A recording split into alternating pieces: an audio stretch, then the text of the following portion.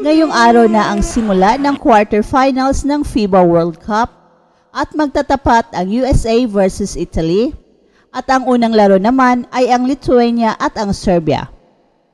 Dalawang napakagandang matchup, pero in this video ay tutukan natin ang game ng USA versus Italy. Galing sa talo ang USA versus Lithuania, kaya siguradong ayaw ng USA na matalo ng back-to-back. And in the event na talunin ng Italy ang USA, ay parang okay na rin yan para sa Gilas dahil pinahirapan ng Gilas ang Italy. Well, para sa mga naghahanap ng live streaming, ay pakiclick lang po ng link na nasa description box to watch the game live on HD for free. At sa pagtatapos ng classification round, ay kasama sa statistical leaders sina AJ Edo at Jordan Clarkson. Based on FIBA's post-group stage statistics, Jordan Clarkson is in the top 10 of 10 different statistical departments, 3 of which he emerged on top. In 5 World Cup prelims matches for Gilas, the Utah Jazz ace ranked first in total field goals made, 44, total field goal attempts 107, and 2-point field goal attempts 66, 13.2 per game. And marginally behind Slovenia talisman Luka Doncic, 132 points, 26.4 points per game. Jordan Clarkson placed second in both total and average points scored, 130 points, and 20 points per game in the group stages. It also won't come as a surprise to many that Jordan Clarkson extended minutes put him second among all World Cup players in total time played, 2 hours, 59 minutes, and 17 seconds, 35 minutes, 41 seconds per game. And AJ Edo was the World Cup's 4th best defensive rebounder in the group stages with 36 defensive boards, 7.2 per game, and ranked 8th overall total rebounds, 43, 8.6 per game. After the FIBA World Cup, it is expected na magkaroon na ng formal announcement ang Wasserman kung saang team maglalaro si Kai Sotto. Well, meron ng patikim dyan ang tatay ni Kai Sotto na sa purple and gold maglalaro si Kai Sotto. Samantala, sa 19th Asian Games na gaganapin sa Hangzhou, China, muling magbabalikan ang rivalry ni Justin Brownlee at Rondae Hollis Jefferson but on a higher stage and a different level. Kasama ang Jordan sa Group C ng Gilas Pilipinas sa men's basketball competition kung saan sisimulan ang laban sa September 26 laban sa Bahrain. Kasama rin sa grupo ang Bahrain at ang ating Southeast Asian rival na Thailand. Ang mga ito ay magkakaribal sa pagtutunggali na naging makulay sa huling PBA Governors Cup Finals.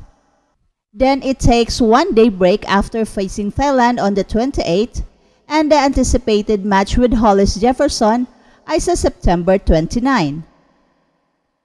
Ang 28 years old na si Hollis Jefferson ay kamakailan lang naging naturalized player ng Jordan para sa FIBA World Cup, kung saan sila ay nagtapos sa ika-32 na pwesto na may 0-5 na record.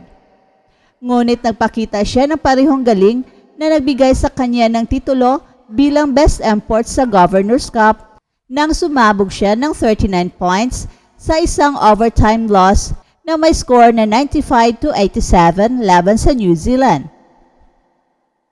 Si Hollis Jefferson ay nagdala ng TNT patungo sa 6 na sunod-sunod na panalo sa season-ending finals at inagaw ang corona kay Justin Brownlee at ng Kings. Si Justin Brownlee, 35 years old, ang magiging naturalized player ng Gilas sa Asiad. Siya ang papalit sa pwesto ni Jordan Clarkson na naglaro para sa koponan sa World Cup. Ngunit kinakailangan pa rin ng Gilas na makakuha ng isang bagong coach na papalit kay Chat Reyes. Pati na rin ang mga pangunahing membro ng koponan dahil hindi bababa sa 6 na mga players na naglaro sa World Cup ang posibleng hindi makasama. Sa ibang mga grupo, makakaharap ng Olympic-bound Japan, ang Indonesia, Qatar at South Korea sa Group D. The Akatsuki, who co-hosts the World Cup with the Philippines and Indonesia, ang pinakamagaling na koponan sa Asian teams na may 3-2 na record. Kaya't nakamit nila ang isang direktang ticket para sa 2024 Paris Olympics. At ang Group A ay ang Iran minus sa kaka-retire na si Hamid Haddadi, Kazakhstan, Saudi Arabia, and United Arab Emirates.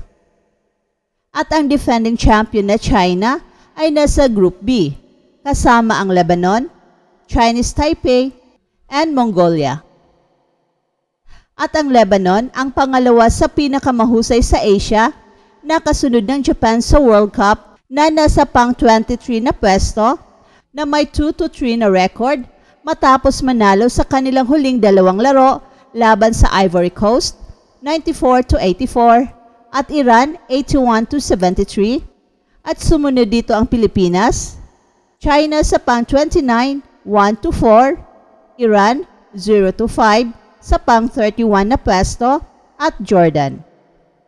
Sa nagdaang 5 taon, nagtagumpay ang China sa Asian Games sa pamamagitan ng malupit na pagtambak sa Iran sa gold medal game na may score na 84-72.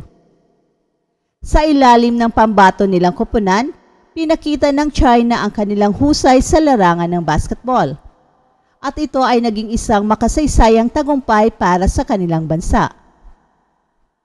Sa kabilang banda naman, ang Gilas Pilipinas ay nagpakita ng matinding dedikasyon sa competition. Pinalakas ng core ng Rain or Shine, kasama na ang paglahok ni Jordan Clarkson na naglaro para sa bansa. Ipinakita ng koponan ang kanilang kakayahan at pagsusumikap. Bawat laro ay kanilang pinaglaban ng buong tapang at ang kanilang pang-5 pwesto ay patunay sa kanilang kahusayan sa larangan ng international basketball. Ang tagumpay na ito ay nagpapakita ng malalim na pagmamahal ng mga Pilipino sa larong basketball at ang kakayahan ng bansa na makipagsabayan sa mga pinakamahusay na koponan sa buong mundo. That's it for now, guys. Pero bago kami magtatapos, ay huwag kalimutan na huwag magpahuli sa mga pinakabago mga kwento at balita ng kasiyahan at tagumpay. Bahala na ang mga marites dyan.